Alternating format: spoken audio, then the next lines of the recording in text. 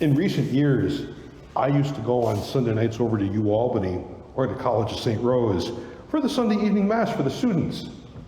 And at UAlbany, they'd often have a meal after Mass. That sounded pretty good to me.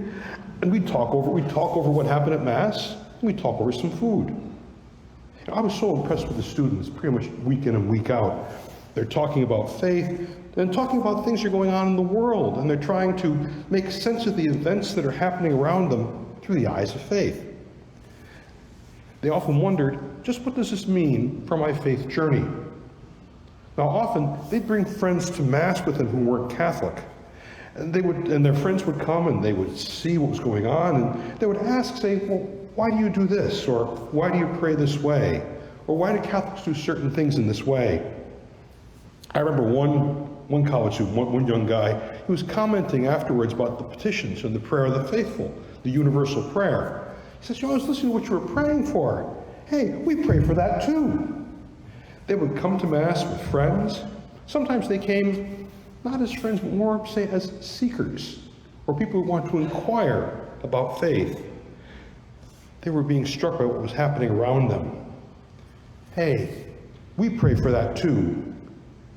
In time, some of them said, hey, I can pray for that too. Those 6 little words, I can pray for that too. That speaks to the truth of the living Word that is Jesus.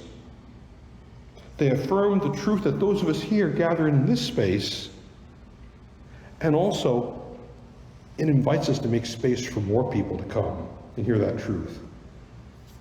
That whole experience, it kind of comes back, for me, it comes back to that word, belonging. How do you and I create space for belonging in a place like this? More importantly, just how important is belonging to us? I mean, how often do we tell others who come, regulars and the newcomers, or folks from our parish or maybe a neighboring parish, that they aren't just welcome guests, that they belong here? We can pray for that too. And how about when you and I visit other parishes? We're on the road, or hey, we're looking at the clock and we got to go to another place for another time. We belong here too. Our gospel today is so centered on belonging. Jesus is taking a particular route to get to Jerusalem. He's going through the area near the Samaria. And it's a path that many other Jews would avoid for safety reasons. There was always tension and hostility between the Jews and the Samaritans. And on top of this, many of these communities had folks who suffered from leprosy. I guess what they call it, Hansen's disease.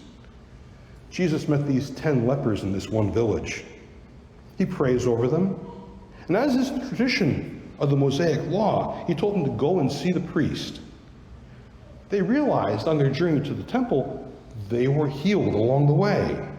But only one, the Samaritan, went back to thank him. The other 9, all Jews, they did not.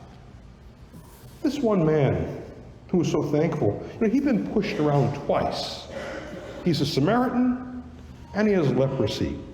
Now likely there were some in the village who thought perhaps it was worse that he was Samaritan than he had leprosy. They couldn't see him as belonging. Who do we think doesn't belong? Can we find ways for people to belong rather than to focus on differences that keep us apart? The Samaritan went back to Jesus. He praised him and he thanked him. Jesus asked, where were the other 9?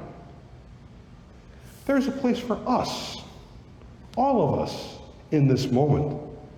The Samaritan, or also I say the grateful Samaritan, was doubly blessed. Blessed by cleansing and blessed by gratitude. Now, you might be asking, well, why is gratitude expressed like a blessing? I mean, isn't it just the right thing to do? You get a gift from grandma, you write her a card saying thank you. Isn't that how it's done?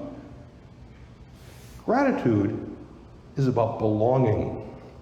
When you and I turn to God and offer thanks and praise, you and I are reminded that we do belong to God. You and I also belong to this community of prayer, a community of prayer and care and connection for all around us. I think back to those college students I used to meet at St. Rose and at UAlbany. They would come together to pray and maybe think about where they needed to belong.